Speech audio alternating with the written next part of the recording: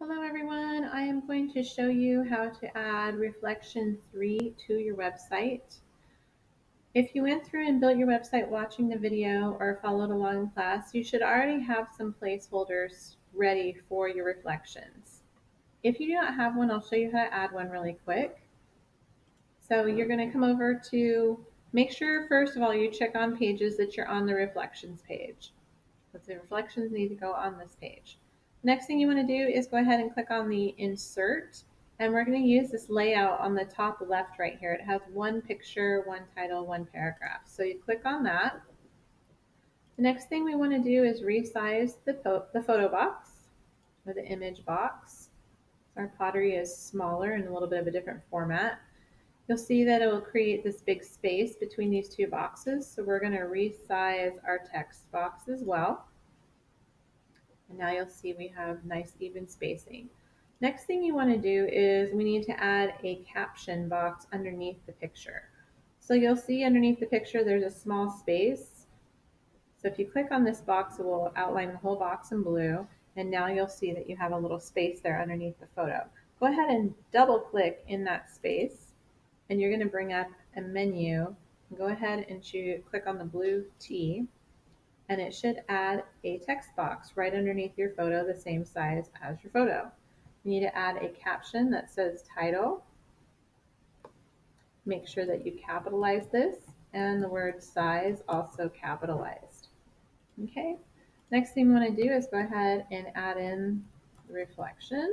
This is reflection 3. And make sure it's title case as well. And then you'll have a paragraph that says normal text. Okay, so that's how you do that. We already have one up here, so I'm going to go ahead and go back up. So our reflection 3 is our pinch pot pumpkins.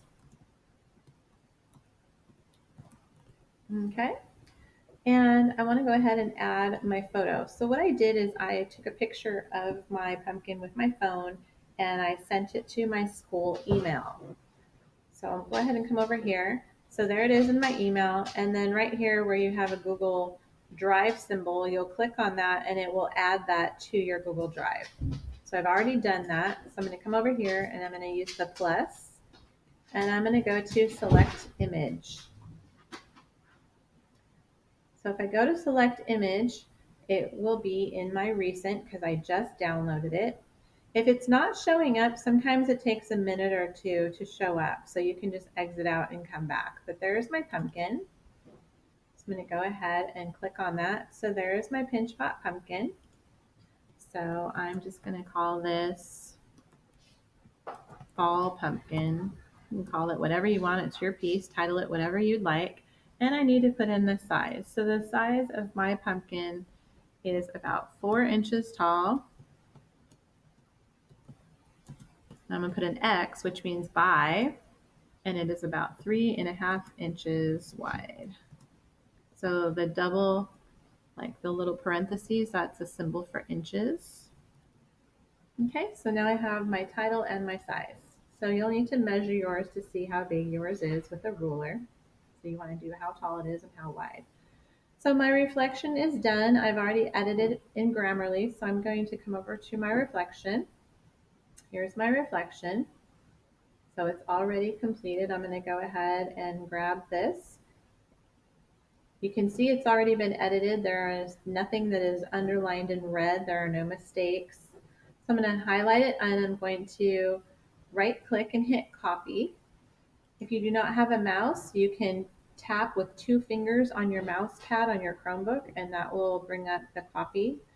You can also just use the hold down the control key and the letter C key for copy.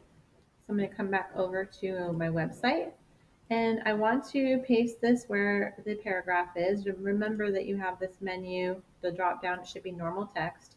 Again, I'm going to right click and I want to choose paste as plain text. We want to do this because what's going to happen if you paste as plain text, it's going to get rid of any underlines, it's going to get rid of any highlighting. If you accidentally typed in 2 different fonts, it will get rid of all of that and it will make it all one, like all one style. Okay, I also, I don't know if you noticed, but sometimes when you copy it in, you'll have extra spaces. So make sure that you get rid of the extra spaces as well. Okay, so the last thing you want to do is you want to go ahead and click on this blue publish button. It's going to ask you if you want to review your changes. So it's going to bring up how it used to be and how it now is. So it looks like it's saying we have an update on the home page. And then it will also show that we have an update on the reflections page, and you can look at your changes. Go ahead and choose publish. So again, hit that publish button. So that will make sure that your changes have been saved. The next thing you need to do is you need to turn in a screenshot on Google Classroom. So I'm going to go ahead and scroll to where my entire reflection is in the window. If you cannot screenshot in one screenshot your whole reflection, you can go ahead and screenshot one half and then scroll down and screenshot the second half, and then you can turn in two pictures. So to screenshot, you're going to hold down the control key, and then there's a little screenshot button above the number 6. It looks like a square with two lines next to it. So go ahead and hold that down, and you should see it pop up here in your corner of your screen, and it's going to add that to your Google Drive. And that is what you will turn in to the screenshot assignment. So I hope that helps. Please let me know if you have any questions.